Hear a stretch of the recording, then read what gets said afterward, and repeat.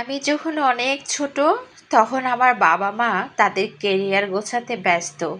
আমার বাবা-মা তখন আমাকে আমার দাদুর বাড়িতে রেখে তারা শহরে পাড়ি জমায়।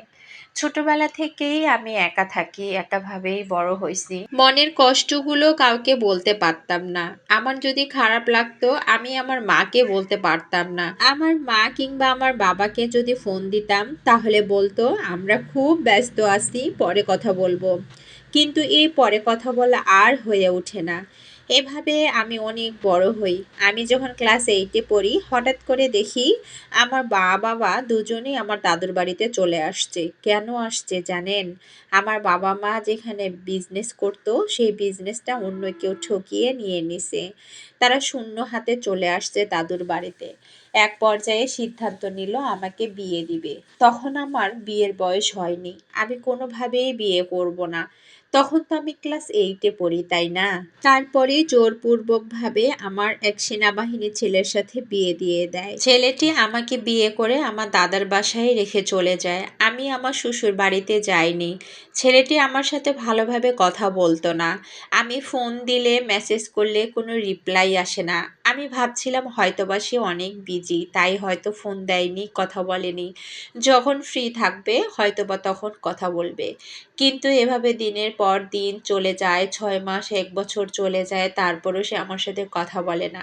তখন আমার বাবা-মা সবাই অনেক চিন্তিত। হঠাৎ করে আমার দাদুর ফোনে একটা ফোন আসে। সেই ফোনটা ছিল আমার হাজবেন্ডের এক্স গার্লফ্রেন্ড। সে বলেছিল, আপনি যাকে বিয়ে দিয়েছেন সে আমার এক্স বয়ফ্রেন্ড। আপনি কাকে বিয়ে দিয়েছেন? আপনি খোঁজ নিয়ে দেখেন, সে আমার সাথে সংসার করছে। এ কথা শোনার পর আমার দাদু স্ট্রোক করার মতো অবস্থা। তখন আমার বাবা এবং দাদু দুজন মিলে ছেলেটা যেখানে চাকরি করে সেখানে খোঁজ নেন। সেখানকার এক বড় অফিসার বলেন, এই ছেলের তো আগে থেকে চরিত্রগত সমস্যা আছে, আপনারা কোথায় বিয়ে দিয়ে দিছেন? এ কথা শোনার পরে আর কিছুই করার ছিল না। তারা সেখান থেকে চলে আসেন এবং আবারও আমাকে পড়াশোনার জন্য স্কুলে ভর্তি করে দেন। ভাবেন যদি পড়াশোনা করে ঠিক হয়ে যায়, সব কিছু আমি ভুলে যাই, তাহলে তো ভালোই হবে। আমি আস্তে আস্তে তাকে ভুলে যাই, আস্তে আস্তে পড়াশোনায় মন বসাই। তারপর হঠাৎ একদিন আমার এক ছেলের সাথে বিয়ের প্রস্তাব আসে। ছেলেটিকে আমার অতীত সম্পর্কে সব কিছুই বলে ফেলে। ছেলেটি কোনো কিছু না ভেবেই আমাকে বিয়ে করতে রাজি হয়ে যায়। বলে আমি অতীত সম্পর্কে কিছুই জানতে চাই না।